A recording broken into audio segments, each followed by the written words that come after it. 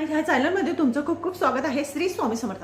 आज मी तुम्हाला सांगणार रविवारच्या दिवशी 5 तारखेला एप्रिल महिन्यामध्ये संकष्ट चतुर्थी आलेली आहे आणि ह्या संकष्ट चतुर्थीच्या दिवशी आपल्याला दुर्वांचा अतिशय प्रभावशाली उपाय करायचा आहे, जो शिवमहापुराण सांगितलेला आहे। याच्याने आपल्या घरामध्ये वंशाची वृद्धी होते, घरात सुख समृद्धी नांदते, घरात कार्यसिद्ध होतं, कार्यांमध्ये यश मिळतं, धनसंपदा आपल्या घरामध्ये वाढत असते आणि गणपती बाप्पा विघ्नहर्ता आहे, तर संकटांचा दुःखांचा नाश करत असतात। त्यामुळे आपल्याला किती दुर्वा कशा पद्धतीने व्हाव्या आणि कोणत्या कामनासाठी आपल्याला किती दुर्वा व्हायचे आहे असा मी माझा मोठा व्हिडिओ केलेला आहे।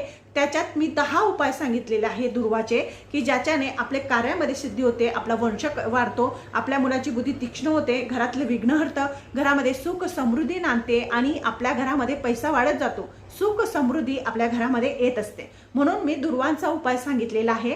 त्याचा मोठा व्हिडिओ खालच्या साईडला त्याची लिंक दिलेली आहे, त्याच्यात केलेला आहे, म्हणजे त्या मोठ्या व्हिडिओमध्ये संपूर्ण माहिती सांगितलेली आहे आणि त्याची लिंक खालच्या साईडला दिलेली आहे। त्याच्यावर जा, म्हणजे तुम्हाला कळेल की संकष्ट चतुर्थी आली की त्यावेळेस आपल्याला गणपती बाप्पांना किती दुर्वा अर्पण करायच्या, कोणत्या कार्यासाठी, तर हे सुद्धा शिवमहापुराण कथेमध्ये सांगितलेलं आहे।